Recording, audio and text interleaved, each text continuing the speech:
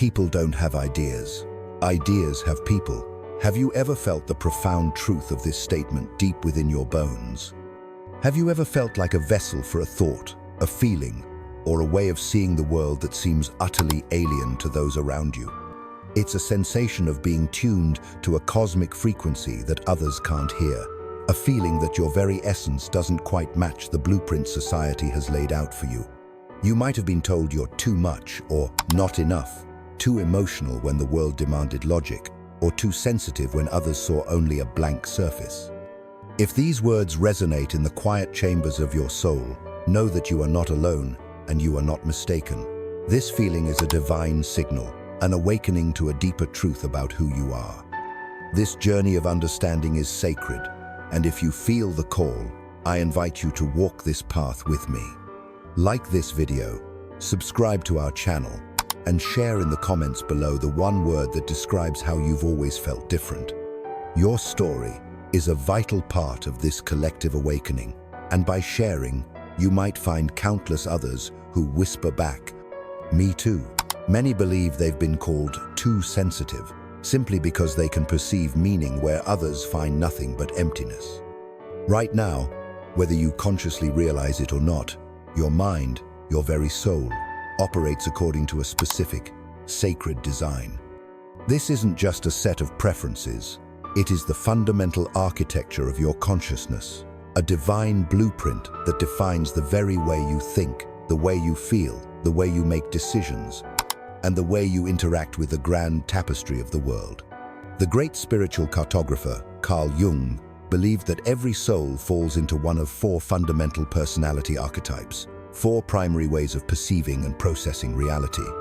These are not mere labels, they are the four winds that guide your inner compass.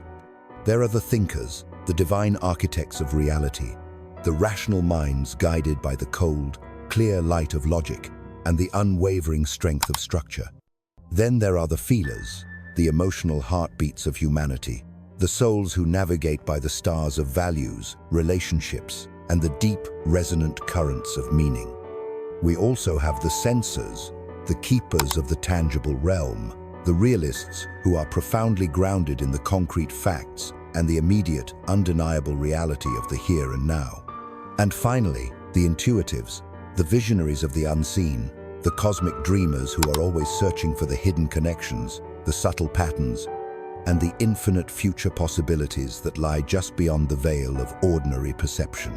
You might read these descriptions and think you already know which one you are, that you have your spiritual armor perfectly fitted. But what if you've been living under the banner of the wrong archetype your entire life? What if the identity you've claimed is not your own, but a costume handed to you by a world that feared your true nature? Think about it. From the very first moments of your childhood, you've been gently, and sometimes not so gently, conditioned to think and behave in a certain way. Your parents, your teachers, your friends, and the vast, faceless entity of society have all played a part in this subtle molding. They pushed you towards certain behaviors, rewarding you for compliance, while discouraging the parts of you that didn't fit their expectations. This conditioning is a powerful force, a slow and steady pressure that shapes the riverbed of your mind.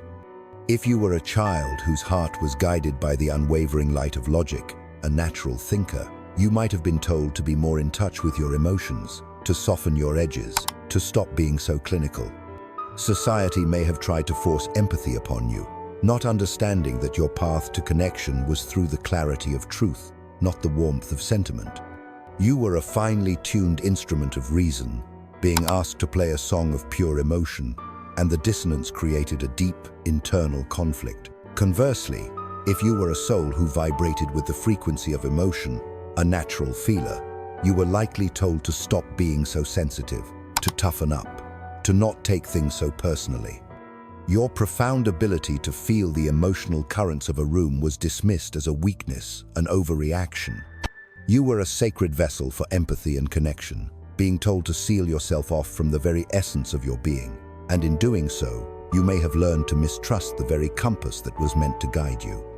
If you were an intuitive, a child who lived in the boundless landscapes of your imagination, you were probably labeled a dreamer, your head always in the clouds. Your visionary insights, your ability to see the connections that no one else could, were dismissed as fantasy, as impractical. You were told to come down to earth, to focus on the real world, never realizing that your gift was to perceive the realities that had not yet been born. And if your spirit was grounded in the tangible, if you were a sensor who found truth in the details of the present moment, you may have been called too rigid, too literal, or lacking in imagination. Your incredible power to experience the world in all its rich, sensory detail was overlooked in favor of abstract theories that felt hollow and meaningless to you. From the moment you were born, you were being shaped, molded, and conditioned to fit an expectation, an ideal that was never truly yours. And here lies the crux of the problem, the source of so much inner turmoil. What if that expectation, that mask you were taught to wear, was never truly yours to begin with? What if it was a cage, however gilded, that has kept your true self from soaring? The great psychologist Carl Jung believed that most people live their entire lives without ever questioning the lens through which they see the world. They assume their perspective is the only perspective, that their reality is the only reality. They walk through life with a map drawn by others, never realizing they hold the compass to their own unique destiny. But understanding your dominant function, your soul's native tongue, isn't just an exercise in self-awareness. It is about reclaiming your power. It is about understanding the fundamental energy that drives you. Because the moment you truly understand the sacred architecture of your mind, the moment you align with your divine frequency, you can finally take control of your life. You can stop fighting against your own currents and start flowing with the river of your true self. You can begin to consciously choose paths, relationships, and environments that nourish your soul instead of draining it. This is the beginning of true freedom. But here's the part of the journey that no one tells you, the hidden secret that unlocks everything. Your dominant personality function, the one that feels most like you, isn't the only part of you that matters. In fact, its power is only fully realized when you turn to face the parts of you that you have ignored. Hidden beneath the surface of your conscious mind, in the deep, mysterious depths of your unconscious, lies something far more important, something that might explain why you've always felt that something was missing, that a crucial piece of your own puzzle was lost. Because knowing how you think is one thing, a powerful first step. But understanding what you've been ignoring your whole life, that's where the real transformation begins. That is the doorway to your soul's deepest power. So, let's begin. Which archetype are you? Thinker, feeler, sensor, or intuitive? Because whether you realize it or not, this core frequency has already shaped everything about you, from the friends you choose to the work that calls to you. Before we dive deeper into the 4 core personality functions and their intricate dance, there's something even more fundamental that we must understand. A primary axis that defines how you interact with the world and where you draw your sacred energy from. The great psychologist Carl Jung identified 2 primary attitudes, 2 fundamental orientations that shape how we direct our mental and spiritual energy. These are not about being shy or outgoing. They are about the very flow of your life force. These 2 attitudes are introversion and extroversion. Imagine introversion not as a social hesitation, but as a deep, inward journey. It is the focused state of a soul that draws its power from the inner world of thoughts, reflections, and rich internal landscapes. An introvert is like a deep-sea diver, plunging into the vast ocean of their own consciousness to retrieve precious pearls of wisdom, insight, and understanding. Their energy is replenished in the sacred silence of solitude, in the quiet temple of their own mind.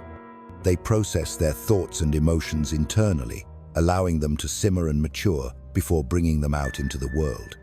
This is not a retreat from the world, but a necessary gathering of strength from the source within. Extroversion, on the other hand, is the soul's outward expression. It is not about being the loudest person in the room, but about an orientation toward the outer world of people, actions, and external experiences. An extrovert is like a sun, radiating their energy outward, finding nourishment and revitalization through social interaction and engagement with the world around them. They are energized by the dance of life, by the exchange of ideas and emotions with others. They process their thoughts in real time, often thinking aloud and clarifying their ideas through dialogue and action. This is not a flight from the self, but an embrace of the world as a mirror for their own soul. It is crucial to understand that most people mistakenly assume that being an introvert automatically means being shy and reserved, while being an extrovert means being loud and outgoing. But this is a profound misconception that has caused immense confusion. An introvert can be highly confident, articulate, and charismatic, but they will always need to retreat, to recharge their energy by being alone, processing their thoughts and experiences internally. An extrovert can enjoy solitude and deep reflection, but they ultimately gain their core energy from external interaction and engagement. Jung believed that neither of these attitudes is better or worse than the other. They are simply two different, equally valid ways of experiencing reality, two distinct paths for the soul's journey. One is not superior to the other. They are cosmic counterparts, the yin and yang of consciousness. But here's where it gets truly interesting and deeply personal.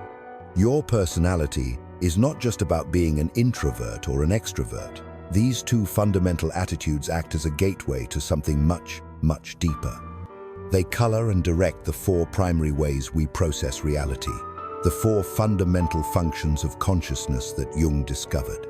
These are the four personality functions: thinking, feeling, sensation, and intuition.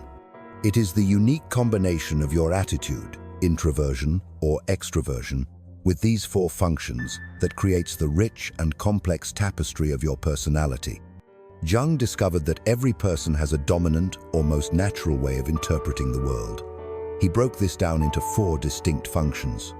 First, there is thinking, the function of logic and analysis. Thinkers, at their core, prioritize structure, rational problem solving, and the pursuit of objective truth. They see the world as a system of interconnected principles and laws. Next is feeling, the function of values and emotions. Feelers are the heart of the world. They focus on relationships, harmony, and what feels morally right and significant. They navigate life by the compass of their deepest personal convictions. Then we have sensation, the function of tangible reality. Sensors rely on their five senses, trusting concrete facts, present moment data, and immediate, hands-on experiences. They are the anchors, deeply rooted in the physical world. Finally, there is intuition, the function of abstract meaning and possibility. Intuitives look beyond the present, searching for hidden patterns, future potentials, and the deeper symbolic significance of events. They are the visionaries, always exploring the world of what could be.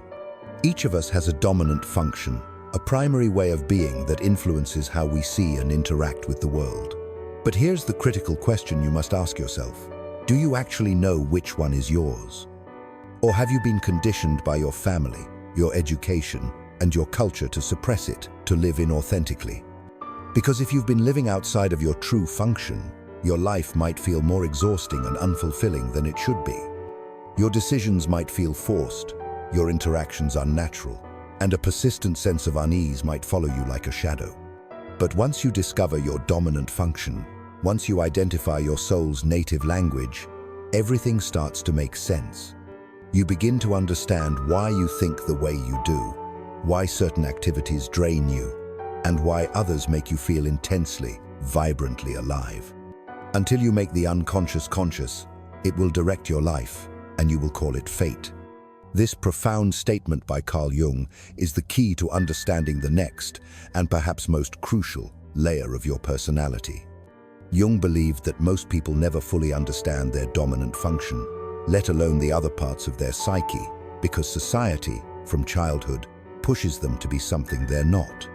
We are conditioned to fit into neat boxes, to follow prescribed paths, and to suppress the parts of ourselves that are deemed inconvenient or unacceptable.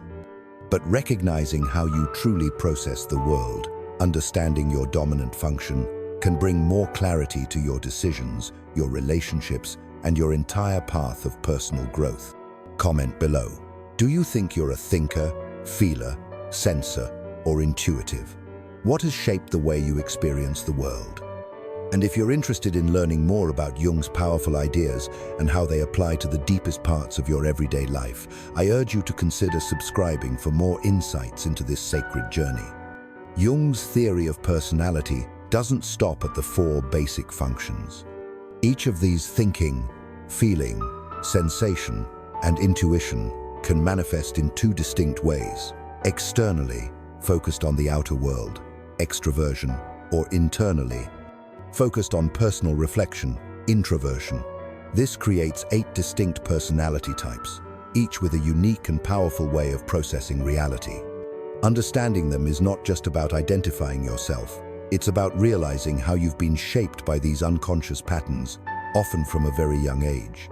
Some people, for example, operate primarily through extroverted thinking. They are the masters of efficiency and order in the external world. They seek structure, measurable results, and logical systems. Their minds work like a brilliant engineer, designing a flawless system, ensuring that everything functions according to logic and order. Cold, hard facts guide their decisions, and they instinctively trust proven methods over subjective personal feelings. But their very drive for efficiency can make them dismissive of emotions, seeing them as messy, irrational distractions rather than essential and valid parts of human experience. Their great strength lies in their ability to create systems that work, to bring order to chaos. But their weakness, their shadow, is often a failure to see the human cost of those systems, the emotional impact on themselves and others. Others function through introverted thinking, where logic is internalized and analyzed in profound depth. These individuals don't just apply rules, they deconstruct them, questioning every assumption, every premise, until only the purest, most undeniable truth remains. Unlike their extroverted counterparts, they are less concerned with organizing the outside world and more focused on refining their own internal framework of knowledge. They may spend hours, even days, lost in thought, perfecting their understanding of a concept before ever speaking a single word about it. While this makes them brilliant at solving complex, theoretical problems, it can also make them seem disconnected, lost in their own minds, struggling to bring their profound insights into practical, real-world application. Then there are those who lead with extroverted feeling, people whose greatest concern is harmony, connection, and emotional balance in their environment. Their ability to read a room is almost instinctual, sensing shifts in mood and social dynamics before anyone else even notices. They adapt effortlessly to social expectations, intuitively knowing what to say and do to make others feel seen, valued, and understood. Their gift is to create a sense of belonging and community. But this deep empathy often comes at a cost. They can lose themselves in the emotions of others, neglecting their own needs and values in their relentless pursuit of keeping the peace. They thrive in roles where emotional intelligence is valued, but when forced into environments that demand cold, impersonal logic, they may feel lost and inauthentic, as if stripped of their natural strengths. In stark contrast, introverted feeling types don't seek external validation for their values.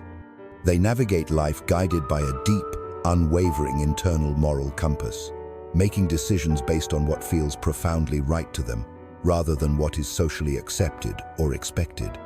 While an extroverted feeler will adjust to the world, an introverted feeler stands firm, refusing to betray their inner convictions, even if it means standing alone.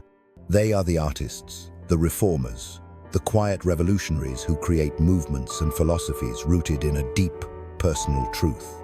But their very depth of feeling can also isolate them, because if their values are too different from those around them, they may struggle to express themselves, feeling as though they exist in a world that doesn't and cannot understand them. Beyond the realms of thinking and feeling, some people experience the world primarily through extroverted sensation.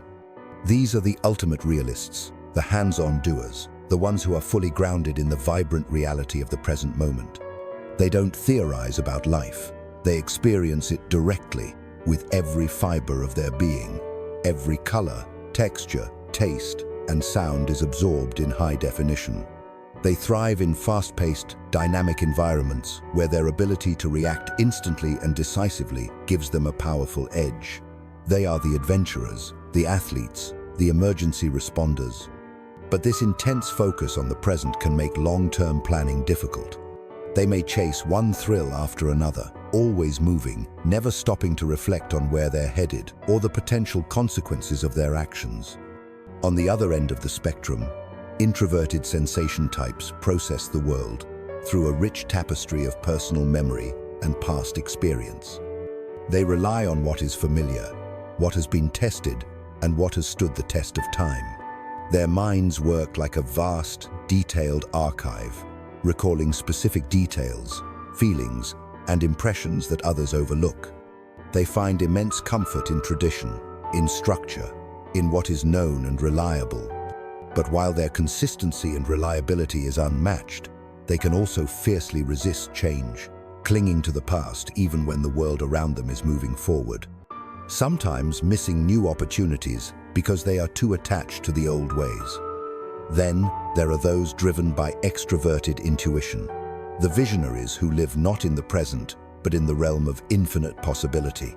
Where others see what is, they see what could be. New ideas flood their minds constantly, and they thrive on exploration, invention, and discovering new connections between seemingly unrelated concepts. They move from one concept to another with a relentless, infectious curiosity, always searching for something just beyond the horizon. But their boundless energy can be chaotic, leaving a trail of unfinished projects and abandoned ideas as new inspirations pull them in a dozen different directions. Their greatest challenge is learning to ground their incredible visions in reality, to follow through and bring their ideas to fruition. Lastly, introverted intuition operates like a slow-burning internal fire, quiet, intense, and deeply insightful. These individuals experience sudden realizations, profound aha moments that seem to come from nowhere. But in reality, their unconscious mind has been subconsciously processing complex patterns for a long, long time. They don't just see the world as it is, they sense its underlying direction, where it is going. Their insights can seem almost prophetic, as if they understand things before they happen. But because their thought process is so internal and non-linear, they often struggle to explain how they arrived at their conclusions, leaving others either in awe or in complete confusion. Each of these 8 types represents a different, valid way of interacting with the world, but no one is purely one type. The great psychologist Carl Jung believed that we all have a dominant function, the one we rely on the most, but we also have weaker, less developed functions that operate in the background of our consciousness. And here's where things get truly interesting.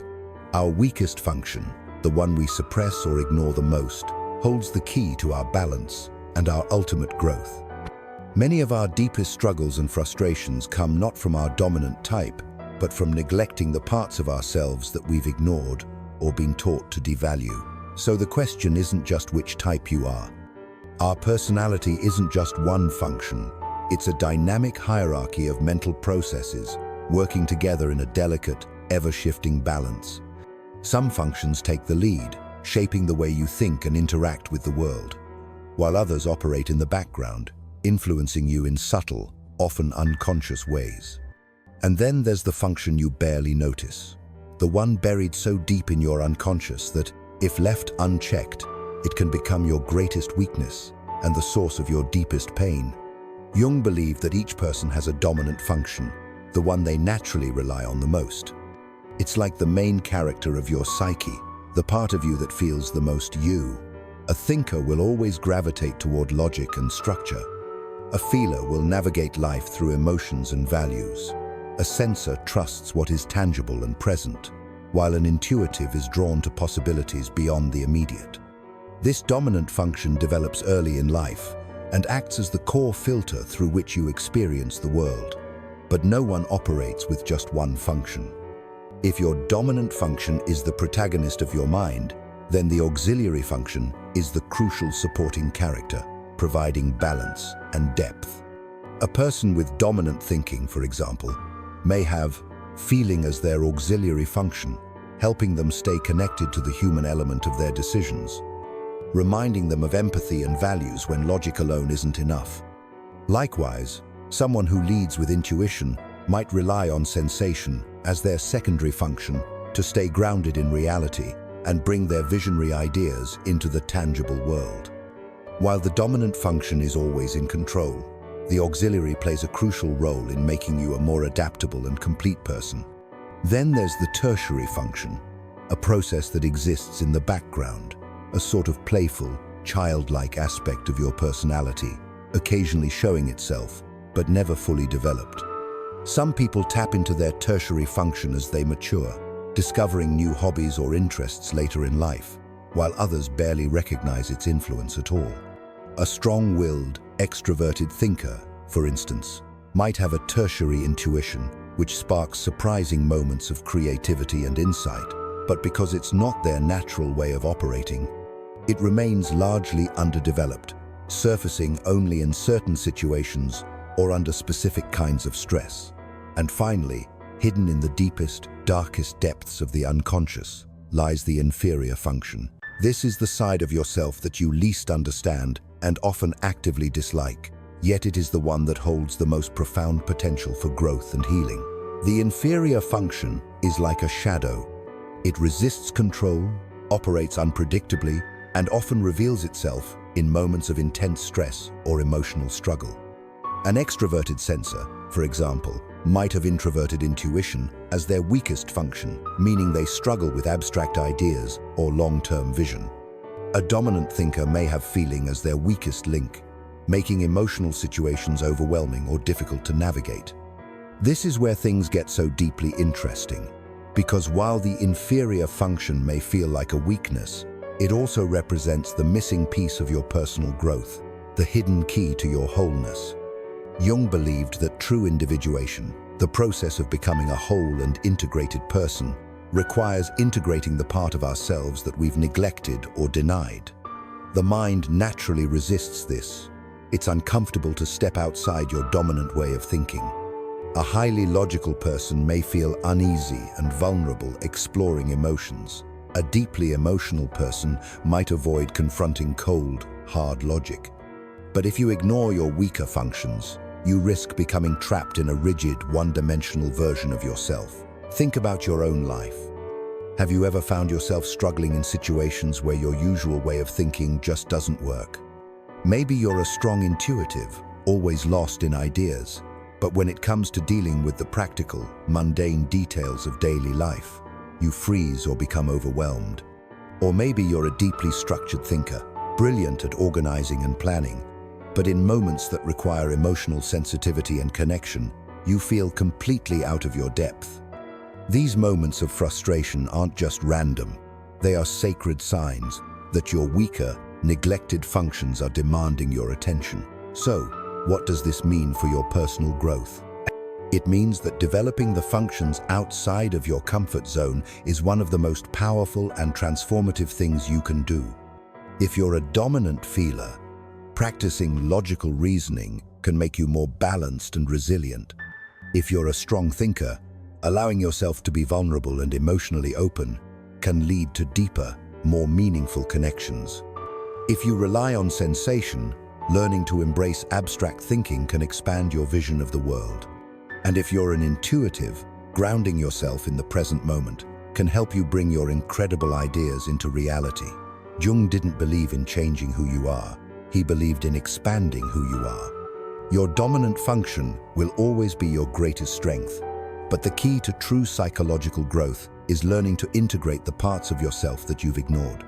Because the more balanced you become, the more fully yourself you truly are. Much of who we are operates beneath the surface, hidden from our conscious awareness. We like to believe that we fully understand ourselves, that our thoughts, choices, and behaviors are entirely within our conscious control. But Jung argued that this is a comforting illusion. Behind every decision we make, behind every reaction, every fear, and every impulse lies something deeper, the unconscious mind, shaping us in ways we don't realize. Jung believed that within this hidden realm exists the shadow, the side of ourselves that we suppress, ignore, or outright deny. It's made up of everything we've been conditioned to push away. Our anger, our jealousy, our selfishness, our vulnerability. Not because these traits don't exist within us, but because we were taught, often from a very young age, that they shouldn't. A child told to always be nice learns to repress their anger. Someone shamed for showing emotions starts to see vulnerability as a weakness. Over time, these rejected aspects don't disappear.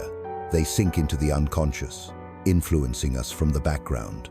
But the shadow doesn't stay silent forever. It leaks out in unexpected ways, through sudden, inexplicable bursts of anger, through self-sabotaging patterns, or through an unexplainable dislike for others who seem to reflect something we refuse to acknowledge in ourselves. The more we ignore it, the stronger its influence becomes. Jung didn't see the shadow as something to be feared, but as a key to self-awareness and integration. The goal is not to eliminate it, but to understand it, to bring it into consciousness, and to integrate it into our identity. Because when we stop running from the parts of ourselves we dislike, we gain something invaluable: wholeness. Recognizing the unconscious forces that shape our personality allows us to break free from patterns we never realized were controlling us. And in that awareness, true self-understanding begins. Understanding Jung's personality types isn't just an abstract concept. It's a practical tool that, when applied correctly, can transform how you navigate relationships, career choices, and personal development. Most conflicts, frustrations, and misunderstandings arise not because people are inherently difficult, but because they process reality in fundamentally different ways. Recognizing these differences can be the key to unlocking better communication, smarter decision-making, and a more fulfilling life. Take relationships, for example. A thinking type and a feeling type can often clash. One prioritizes logic and objective truth, while the other seeks emotional connection and harmony. The thinker might dismiss emotional concerns as irrational, while the feeler may see the thinker as cold, uncaring, or distant. But once they understand their differences, they can learn to meet halfway. The thinker learns that emotions have their own form of intelligence and validity, while the feeler realizes that logic isn't a rejection of emotion, but simply a different way of navigating the world. In careers, knowing your dominant function can mean the difference between feeling stuck and drained in the wrong job and thriving in an environment that aligns with your natural strengths. An extroverted sensor, for instance, would likely struggle in a slow, theory-heavy job that requires constant reflection, but they would excel in a fast-paced, hands-on career where quick, decisive actions matter. Meanwhile, an introverted intuitive might feel drained in an environment that demands constant social engagement, but would thrive in a role that allows for deep thinking, long-term planning, and strategic foresight. Problem-solving also looks vastly different depending on your type. Extroverted thinkers break problems into logical, sequential steps and apply external data and established systems, while introverted thinkers will internally analyze every possible angle, deconstructing the problem to its core principles before making a decision. Intuitives will seek patterns and abstract solutions, often thinking far ahead of their time, whereas sensors will focus on practical, immediate results, relying on their past experiences to guide them. Recognizing these tendencies not only improves individual efficiency but also dramatically enhances teamwork. Instead of frustration over different approaches, people can appreciate the unique strengths that others bring to the table. Self-awareness is powerful. Once you understand how you think, how you learn, and how you communicate, you stop forcing yourself into roles that don't fit. You stop resenting others for being different from you. And most importantly, you begin to navigate life in a way that feels natural, authentic, and deeply aligned, because you're no longer working against your own mind. Jung's personality theory has influenced everything from modern psychology to popular career assessments. But over time, many of his profound ideas have been oversimplified, distorted, or misinterpreted. One of the biggest misconceptions is that these personality types are rigid, unchangeable categories that define who you are and what you're capable of. In reality, Jung saw them as fluid psychological tendencies, not labels that confine people to a single way of thinking or being. A common misunderstanding is the belief that people are only one type, either a thinker or a feeler, a sensor or an intuitive. But in Jung's model, Everyone has access to all four functions, just in different orders of preference and development. Your dominant function may guide your decision-making, but your auxiliary, tertiary, and even your repressed inferior functions still play a role. Dismissing them entirely creates an imbalanced self-perception, making people believe they can never improve in areas where they naturally struggle.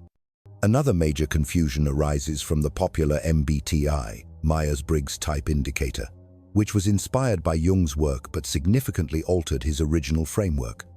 The MBTI categorizes people into 16 types based on four-letter codes, for example, INTJ, ESFP, making it seem like personalities are fixed and unchanging. But Jung never intended for his typology to be a static classification. He believed that personality is a lifelong process of development and integration, what he called individuation, where we gradually integrate different aspects of ourselves over time.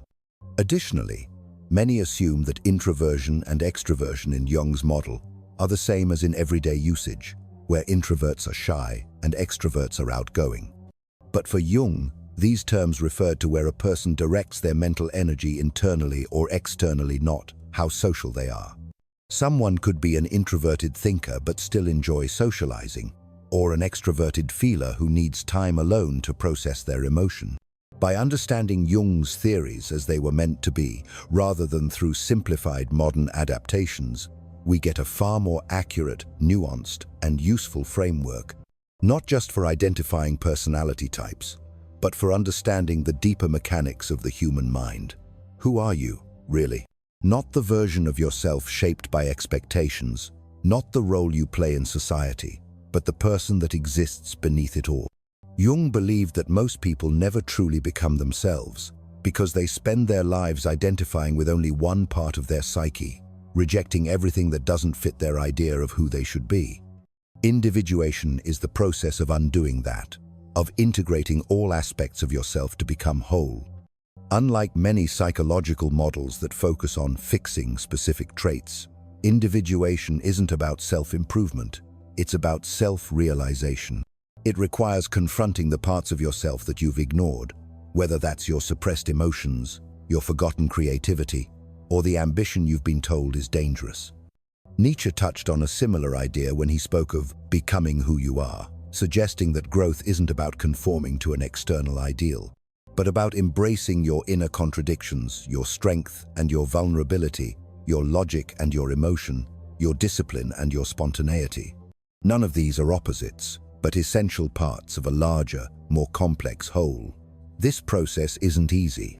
The mind resists change, and society often rewards those who fit neatly into predefined categories. But individuation is not about pleasing others.